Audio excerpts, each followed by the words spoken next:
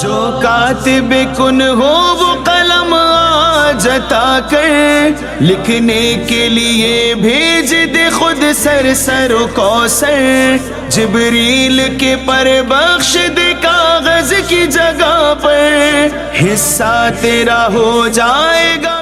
بسم اللہ الرحمن الرحیم۔ تمام تعریفیں پروردگار عالم کے لیے جو دلوں کے بھیدوں سے واقف اور آنکھوں کے اشاروں سے بخوبی آگاہ ہے۔ تمام درود و سلام محمد و آل محمد کے لیے۔ ناظرین، آپ کے میزبان سید ظہیر نقوی قائم ٹی وی کراچی اسٹوڈیو سے آپ کی خدمت میں حاضر۔ آج کی نشست چونکہ دوسری نشست ہے منازل امام سجاد کے حوالے سے، ہماری اس نشست میں ساتھ دے رہے ہیں ہمارا مولانا احسن رضا نقوی صاحب۔ السلام علیکم۔ وعلیکم السلام ورحمۃ اللہ۔ چونکہ ہمارا پہلا ایپیسوڈ جو تھا وہ امام سجاد کے حوالے سے، ان کی تمام بیک گراؤنڈ کے حوالے سے تھا، اس وقت ہم ذکر کریں گے سفر امام سجاد کے حوالے سے، سفر کربلا کی منازل کے حوالے سے۔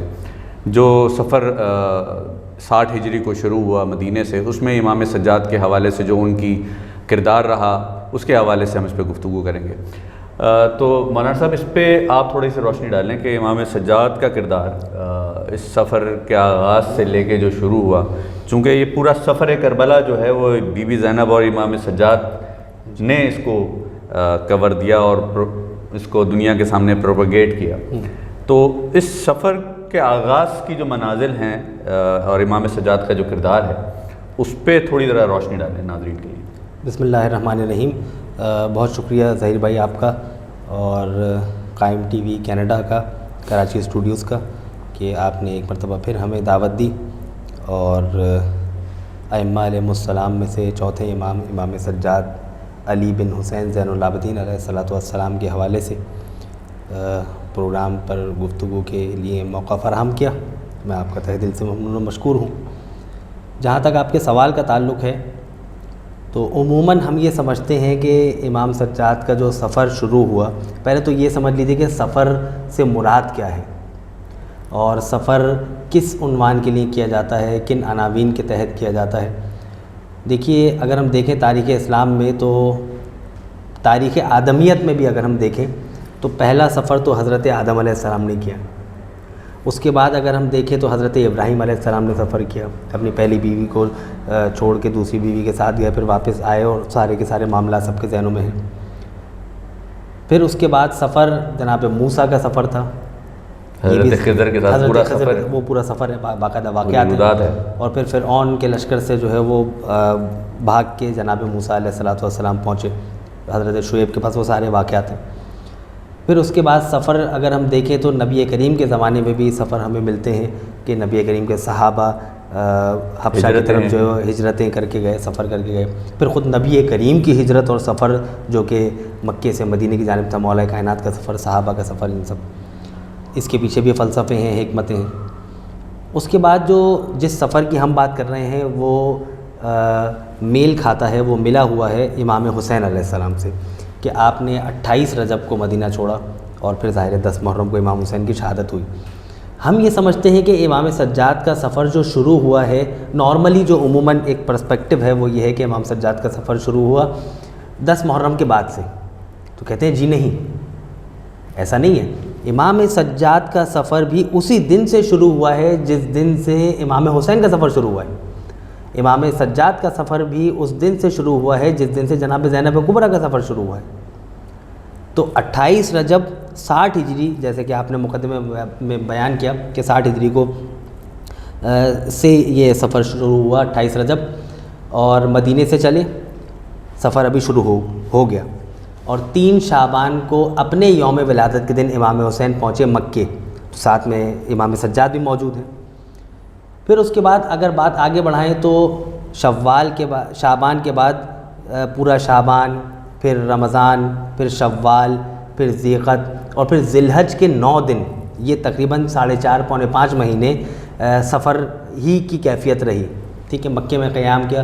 اور 9 ذی الحج کو امام حسین جب چلے ہیں تو ظاہر امام سجاد بھی آپ کے ساتھ ہی موجود ہیں، اور کوفے کی طرف جاتے ہوئے، کوفے کے اہل کوفہ کے خطوط تھے، اور پھر ان کا جواب دینے کے لیے، ان کی رائے سے اپنی رائے کو ملانے کے لیے امام حسین جب چلے تو امام سجاد بھی ساتھ ہیں، اور پھر کوفے جاتے ہوئے 2 محرم الحرام کو حر کا لشکر امام حسین کو نینوا کربلا کی سرزمین پر لے آیا، اور پھر یہاں پر امام حسین 3 محرم سے لے کے 10 محرم تک وہاں مقید رہے. امام کو قید میں رکھا گیا، ایک طرح کی قید میں رکھا گیا کہ آپ وہاں سے کہیں جا نہیں سکتے ہیں، اور پھر 10 محرم کو امام حسین کی شہادت ہوئی.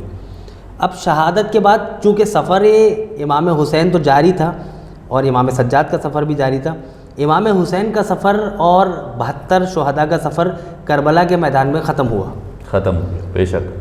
اب یہاں سے اصل گفتگو ہے کہ ایسا سفر اختیار کیا گیا امام سجاد کی طرف سے کہ امام حسین کی جو زحمتیں تھیں، ان کی جو تکالیف تھیں، ان پر جو مصائب اور شدائد آئے، ان کو عوام الناس تک پہنچانے کے لیے امام سجاد کا سفر. اچھا، سفر بھی عام حالت میں نہیں ہے، بیماری کی کیفیت میں ہے. ایسا ہی. اور بیماری بھی کیسی ہے کہ میں اپنی ناظرین کی خدمت میں یہ بتاتا چلوں کہ انسان اپنی زندگی میں کبھی نہ کبھی تو بیمار ہوتا ہی ہے، اور بعض اوقات اس کی بیماری طوالت بھی کھینچ لیتی ہے، کچھ دنوں تک، کچھ مہینوں تک بھی چلی جاتی ہے. بعض تو موذی امراض ہیں جن کی طرف اشارہ کرنا ضروری نہیں. تو امام سجاد بھی اپنی زندگی میں بیمار ہوئے، جسمانی طور پہ بیمار، میں عقلی طور پہ، ذہنی طور پہ بیمار کی بات نہیں کر رہا کیونکہ امام معصوم وہ تو کوئی وہ سلسلہ ہی نہیں بنتا. ظاہر ہے. پھر امام سجاد بیمار رہے، اور بیماری کے پیچھے بھی حکمت تھی. اگر امام سجاد بیمار نہ ہوتے تو پھر آپ کے اوپر جہاد واجب ہوتا، بیماری کے اوپر جہاد واجب نہیں ہے. مصلحت خدا بندی ہے. نسل رسول منقطع ہو جاتی، ختم ہو جاتی، نسل امام حسین منقطع ہو جاتی، امامت کا سلسلہ. اچھا، تو یہ بھی اپنے ناظرین کی خدمت میں آپ کے توسل اور آپ کے چینل کے توسل سے میں بتاتا چلوں کہ امام سجاد کی بیماری ایسے نہیں تھی کہ آپ ہمیشہ بیمار رہے. یعنی مدینے سے چلے 28 رجب کو 60 ہجری تو امام بیمار ہی تھے، تندرستی تھی، وہ کچھ دنوں کی بیماری تھی. اور پھر ہم کہتے ہیں کہ بیمار کربلا امام سجاد ایسے بیمار تھے کہ کوفے کے دربار میں بھی بیمار تھے، اور پھر شام کے دربار میں بھی بیمار تھے. واپس پہنچے کربلا کے میدان میں، جب 40 وہاں کیا ہے، جابر بن عبداللہ انصاری سے ملاقات ہوئی ہے، تب بھی بیمار تھے. تو کہا نہیں، بیماری انسان کی کچھ دن، امام سجاد کی بیماری کچھ دنوں کی تھی. صعوبت ہے لیکن سب پہ تھی. صعوبتیں تھی، صعوبت بیماری نہیں ہے. صعوبت بیماری نہیں ہے. ٹھیک ہے، بیماری ایک علیحدہ چیپٹر ہے، اور صعوبتیں، تکلیفیں، پریشانی وہ تو سب کے ساتھ ہی ہیں. ٹھیک ہے، تو ہاں یہ بھی ہو سکتا ہے کہ امام سجاد روز عاشور بیمار رہے ہوں، اس سے ایک دن پہلے اور اس کے بعد بھی ایک دن بیمار رہے ہوں، اور بیماری میں افاقہ ہو گیا ہو. لیکن پھر جب امام سجاد اور پورے اہل حرم کو، پھر ہم شام کے حوالے سے جب گفتگو کریں گے تو بیان کریں گے، جو تکالیف ہیں ہو سکتا ہے اس کی وجہ سے پھر دوبارہ آپ بیمار ہو گئے ہوں. ٹھیک ہے، تو یہ بیماری امام سجاد کی، ہم کہتے ہیں کہ ایسا امام ہے کہ جو ہمیشہ بیمار ہی رہا. ہم پہلے جیسے اپنی پچھلی نشست میں ہم گفتگو کر چکے کہ کیا ان کا شجر نسب ہے عرب و عجم کا، کہ مطلب عجم جو ان کا حصہ ہے اور عربی جو ان کا نسب ہے، بالکل اس میں اس پرسنالٹی کا ان کی جو ہے وہ، ناظرین یہ مغالطہ ہی نہیں ہو سکتا ہے کہ وہ ایک بیمار اور ایک کمزور انسان جس لیول کی ان کے اوپر صعوبتیں اور جو قافلے پہ پڑی ہیں، وہ اس کو سہنا جو ہے وہ اس شخصیت کا، مرد میدان، صاحب عصمت، شجاع، با علم، مولا کائنات کے فرزند یعنی امام حسین کے فرزند، یہ انہی کے لیے شائستہ ہے، وہی برداشت کر سکتے ہیں. یہ انہی کے سایہ نشان. اور ان کے ساتھ ساتھ جناب زینب گورا عورت ہوتے ہوئے جو کردار ادا کیا ہے سفر کے درمیان میں، وہ سونے کے حروف سے لکھے جانے کے مترادف ہے. پھر 10 محرم کو جب امام حسین کی شہادت ہوئی تو یہ بات کلیئر کریں ذہن میں کہ ایسا امام نہیں کہ جو ہمیشہ بیمار رہا ہو، کچھ دنوں کے لیے بیمار رہے. یقیناً بات تمام. پھر جب یہ کاروان 10 محرم کو شہادت امام حسین کے بعد 11 محرم کو جب یزیدی تمام کے تمام اہل حرم کے سر کاٹ کے لے، اچھا سر بھی تمام شہداء کے نہیں کاٹے گئے تھے، یہ بھی ایک غلطی ہے، مسٹیک ہے کہ 72 کے 72 شہداء کے سر کاٹے گئے تھے. جی نہیں، بہت سے لوگوں کے تو سر کاٹے بھی نہیں گئے تھے. ٹھیک ہے، تاریخ میں اگر ہم پڑھیں، مطالعہ کریں تو دیکھیں تو. اور پھر ان کو جو نیزے پر بلند کر کے پھر ان کو لے جایا گیا. اچھا، چونکہ رات ہو چکی تھی تو اگلے دن 12 محرم کی صبح کو کوفے کے شہر میں داخل ہوا گیا یا کروایا گیا. یہ سفر ابھی جاری ہے، وہی 28 رجب والا سفر امام سجاد کا ابھی تک جاری ہے. جب کوفے کے شہر میں داخل ہوئے، شہر کوفہ میں داخل ہوئے، وہاں کے ایسے واقعات ہیں کہ مصائب میں ہم سنتے بھی ہیں اور پڑھتے بھی ہیں. کیونکہ مصائب میں اگر مجلس میں پڑھا جائے تو مختصر وقت ہوتا ہے، اس میں صرف اشارہ کیا جاتا ہے. جناب زینب کہتی ہیں ایھا الکفرۃ الفجرہ، اے اہل کوفہ تم کافر بھی ہو، تم فاجر بھی ہو. اور پھر جب دربار ابن زیاد میں داخل ہوا گیا ہے، وہ تو اس کے تو اندوہناک واقعات ہیں کہ جن کی طرف اگر ہم اشارہ کریں تو طول و توالت بات پکڑ جائے گی کہ جب شہر کوفہ کے اندر داخل ہوئے تو وہاں کھجوریں پھینکی گئیں کہ جن کی طرف اشارہ کیا گیا کہ ان کو نہ تناول کیا جائے۔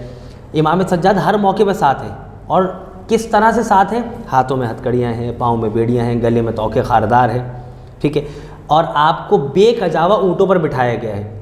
بے کجاوہ اونٹ پر اگر انسان بیٹھتا ہے تو وہ سنبھل نہیں پاتا ہے، اور کب سنبھل نہیں پاتا ہے زیادہ کہ جب اس کے ہاتھ بندھے ہوئے ہوں، ٹھیک ہے، اور اس کے پاؤں پہ بیڑیاں ہوں، یہ لوہا لگا ہوا ہو، ٹھیک ہے۔ اس کیفیت میں امام سجاد کو چونکہ سنبھل نہیں پاتے تھے، بار بار گر رہے تھے، تو آپ کے پاؤں کو اونٹ کے کمر سے جو ہے وہ باندھ دیا گیا تھا تاکہ امام گرے نہیں۔ یہ سفر اس انداز کا سفر تھا کہ جو میرے مولا نے کربلا کے بعد بہت ہی شدید تکالیف سے بھرپور ایک سفر، اور اس میں دوسرا ایک اور سفر کا پہلو ہے جو بریک کے بعد ہم مولانا سے ڈسکس کریں گے۔ ایک چھوٹا سا وقفہ، اس کے بعد دوبارہ حاضر ہوتے ہیں۔ جو کاتب کن ہو وہ قلم آج عطا کر، لکھنے کے لیے بھیج دے خود سر و کوثر۔ جو کاتب کن ہو وہ قلم آج عطا کر، لکھنے کے لیے بھیج دے خود سر بریک سے پہلے ہم گفتگو کر رہے تھے سفر امام سجاد کے حوالے سے۔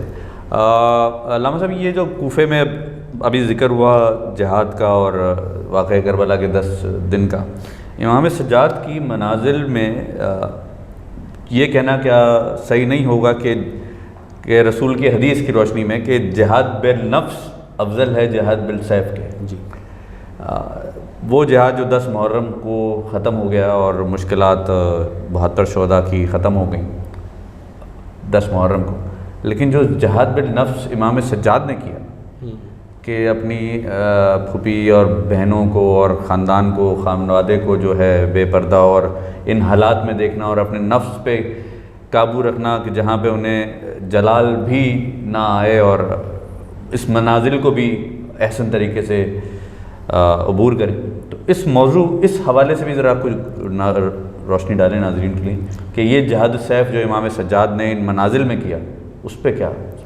دیکھیے، خود واضح ہو رہا ہے کہ جیسے آپ نے بیان کیا کہ جہاد بالنفس اور جہاد بالسیف میں سے جو ہے وہ جہاد بالنفس افضل ترین ہے۔ امام ہر طرح کا جہاد ہے، ٹھیک ہے، جہاد بالقلم بھی ہے، ٹھیک ہے، جہاد باللسان بھی ہے، مختلف قسم کے جہاد ہیں، لیکن افضل ترین نفس کے خلاف جہاد، ٹھیک ہے۔ مثال کے طور پر مجھے ماہ مبارک رمضان میں میرا روزہ ہے اور سامنے میرے مشروب رکھا ہوا ہے، اور عام مشروب میں ٹھنڈا پانی رکھا ہوا ہے، اب بتائیے کیا کروں؟ اب وہ مجھے اپنی طرف بلا رہا ہے، ٹھیک ہے، نفس کے خلاف سرکشی کی دعوت دے رہا ہے، تو کیا میں تلوار چلاؤں، قلم چلاؤں، زبان چلاؤں؟ کا نہیں، نفس پر کنٹرول رکھا جائے، ٹھیک ہے۔ اچھا، امام سجاد پر میرے ماں باپ کی جانیں قربان ہوں کہ آپ کے سامنے میں یہ بیان کرتے ہوئے کیفیت متغیر ہو جاتی ہے کہ آپ کے سامنے نامحرموں کو دیکھنے والے مجمع میں موجود افراد موجود ہیں، پھوپھیاں ہیں جو کہ بے مکنہ و چادر ہیں، اہل حرم ہیں، سادات ہیں کہ جو بے مکنہ و چادر ہیں، امام سجاد موجود ہیں، اور لیکن آپ کے ہاتھوں میں ہتھکڑیاں ہیں، پاؤں میں بیڑیاں ہیں، گلے میں توقے خاردار ہیں، اور اس کیفیت میں امام سجاد اپنے نفس پہ ضبط رکھتے ہیں کہ نہیں، کہ جو بابا حسین ابن علی نے قدم اٹھایا تھا 28 رجب کو، وہ سب رائے گاں چلا جائے گا اگر میں تلوار اٹھا لوں گا۔ ہوگا یہ کہ جو افراد ہمارے ساتھ موجود ہیں وہ بھی شہید ہو جائیں گے، اور امام حسین کا جو مشن تھا، جو آپ کا مقصد تھا، جو آپ کا موٹو تھا، جو آپ کا آبجیکٹو تھا، جو آپ کا ایم تھا، جو آپ کا اصل ہدف تھا، وہ ختم ہو جائے گا۔ اسی لیے امام حسین نے خاموشی کے فرزند علی بن حسین امام سجاد نے خاموشی کا مظاہرہ کیا۔ اب جب کوفے میں داخل ہوا گیا، جیسے کہ ہم نے بریک پہ جانے سے پہلے بیان کیا کہ 12 محرم کو کوفے میں اہل حرم کا داخلہ ہوا، جو حالات تھے کوفہ شہر کے، لوگوں کو بتایا گیا کہ باغیوں کا قافلہ آیا تھا اور انہیں کربلا کے میدان میں قتل کر دیا گیا، تو وہ افراد کے جو کوفے کے اندر موجود تھے وہ تو جانتے تھے نا کہ یہ باغی نہیں ہیں، یہ تو نبی کے نواسیاں ہیں، نبی کے نواسے ہیں، حسین ابن علی کے جنہیں مارا گیا ہے، اور یہ علی بن حسین سید سجاد ہیں، پورے کے پورے واقعات ہیں اس کے اوپر، ٹھیک ہے۔ اس کے باوجود پھر جناب زینب کبریٰ نے کہا, اچھا وہ رو رہے تھے انہیں دیکھ کر. شام کے واقعات میں اور کوفے کے واقعات میں یہ فرق ہے. اہل شام کو پتہ ہی نہیں تھا کہ یہ کون ہے, کہ یہ باغی ہیں, یہ کہاں سے آئے ہیں, یہ کیوں آئے ہیں. کوفہ تو اپنا تھا, کوفہ کربلا میں فاصلہ ہی کتنا ہے. اور یہی اہل کوفہ تھے کہ جنہوں نے امام حسین کو خطوط لکھے تھے اور بلایا تھا. اور پھر اب مگرمچ کے آنسو بہا رہے تھے کہ ہم سے غلطی ہو گئی, ہم سے مسٹیک ہو گئی.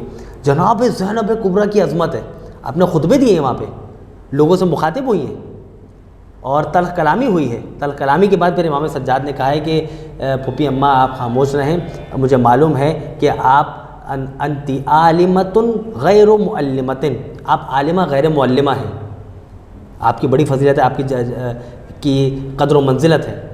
پھر جب اہل کوفہ کے مجمع عام سے گزرے, وہ سارے کے سارے واقعات ہیں کہ خرمے پھینکے گئے, یہ سارے معاملات ہیں وہاں کے. پھر جب اہل کوفہ کے سامنے سے یہ قافلہ گزرتا ہوا امام سجاد کی سربراہی میں پہنچا ہے دربار کوفہ میں, یہ ہے اصل مطلب.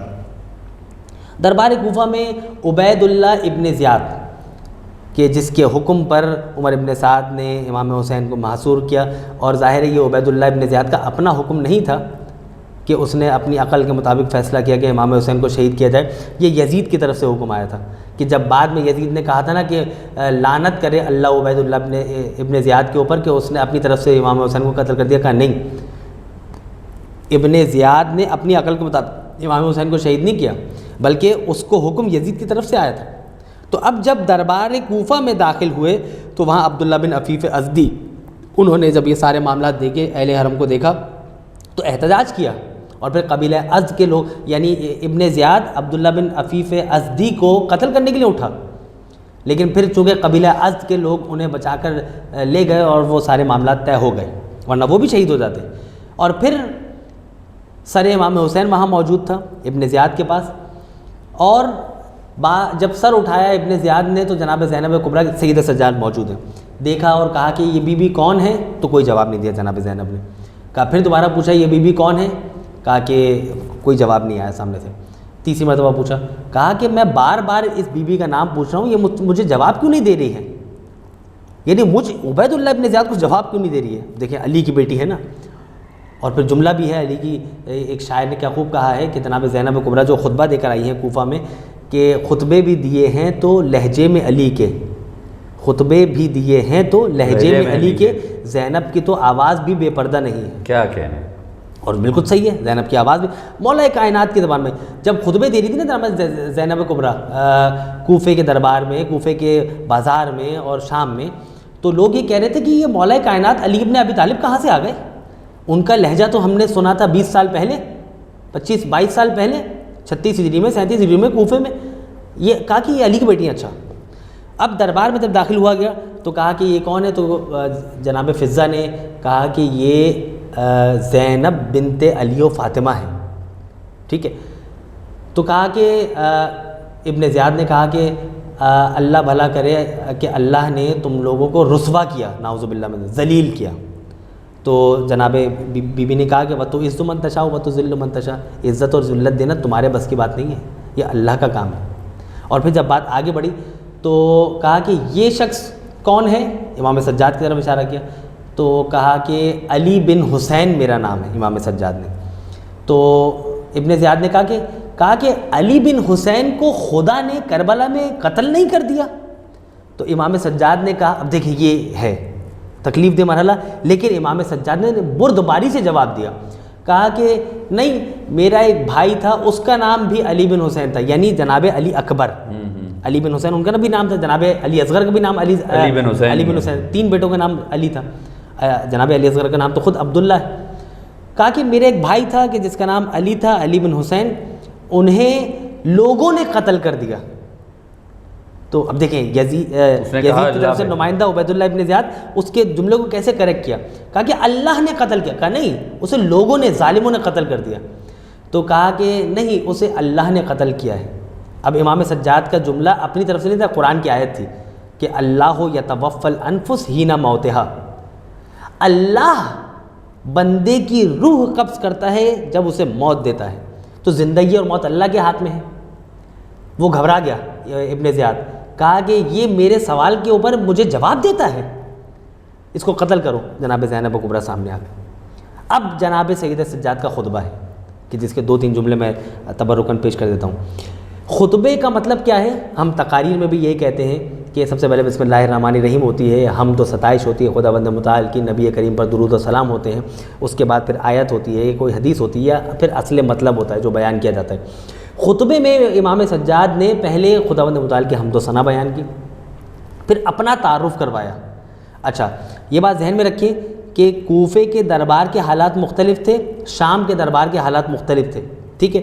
لیکن اگر آپ دونوں خطبوں کو سامنے رکھیں, کوفے کے دربار میں بھی اور شام کے دربار میں بھی, تو خطبے کے پیٹرن میں فرق نظر نہیں آئے گا. ہاں مفہوماً کچھ اختصار ہے, کچھ فرق ہے, کچھ اختلاف ہے, ٹھیک ہے. مفہوم کوفے کے لوگوں کی مینٹیلٹی مختلف تھی, شام کے لوگوں کی مینٹیلٹی مختلف تھی. شام میں تو جب خطبہ امام سجاد نے دیا ہے تو لوگوں کی آنکھوں سے آنسو جاری ہو گئے تھے, اور کوفے میں بھی جب خطبہ دیا ہے تو لوگوں کی آنکھوں سے آنسو جاری. پہلے تعارف کروایا, پھر اپنا تعارف کروایا کہ میں کون ہوں. امام حسین کا تعارف کروایا, امام حسین کی مظلومیت کو بیان کیا کہ یہ وہی امام حسین ہے کہ جو کوفے میں آئے, تشریف لائے, اور پھر اہل کوفہ کی مذمت کی. یہ بنیادی طور پہ 3 نکات تھے اس میں کہ خداوند متعال کی ربوبیت اور نبی کریم کی فضیلت بیان کی, امام حسین کی مظلومیت بیان کی, اور اہل کوفہ کی مذمت کی کہ یہ وہی اہل کوفہ ہے, یہ تم ہی کوفی ہو کہ جنہوں نے امام حسین کو, میرے بابا کو یہاں پہ بلایا خطوط لکھ کے, اور تم اب دھاڑے مار مار کے رو رہے ہو میری باتوں پر, اور ہم اہل حرم کے ان حالات کو دیکھ کر تم رو رہے ہو. تمہارے رونے سے تمہیں کچھ نہیں ملے گا, یہ تمہارا رونا تمہیں برباد کیے ہوئے ہے اور تمہیں برباد کر کے رکھ دے گا.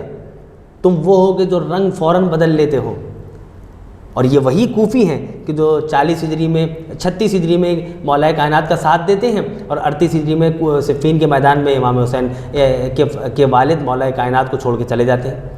یہ رنگ بدلتی ہیں کوفی. اور پھر 61 ہجری میں امام حسین کا بھی انہوں نے ساتھ چھوڑ دیا. تو اس خطبے کے بنیادی نکات میں امام حسین نے 3 بنیادی نکات کو اٹھایا.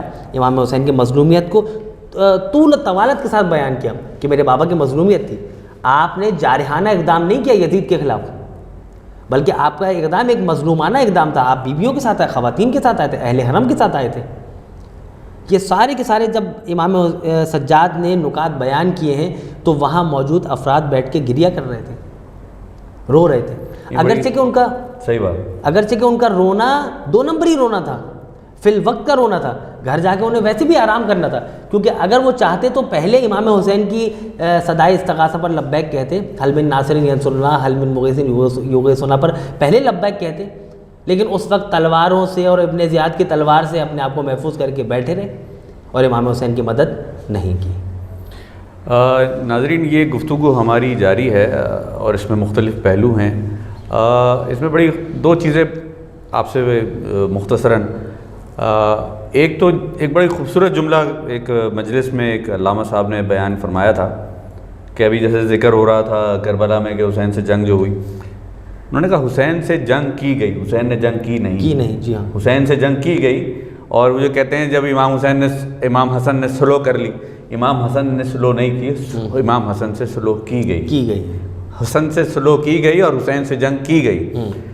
بہرحال یہ امام سجاد انہی کے فرزند ہیں, اور جس طرح ان کی پوری زندگی آگے گزری ہے اس کے اوپر ہم اگلی نشست میں انشاءاللہ آپ سے گفتگو کریں گے. اور جو واقعات کوفے اور شام کے رہے اس کے اوپر بھی تفصیل سے اگلی نشست میں علامہ کے ساتھ گفتگو جاری رہے گی. اگلے پروگرام تک کے لیے ہمیں اجازت دیجیے. اپنا اور ارد گرد کے لوگوں کا خیال رکھیے گا.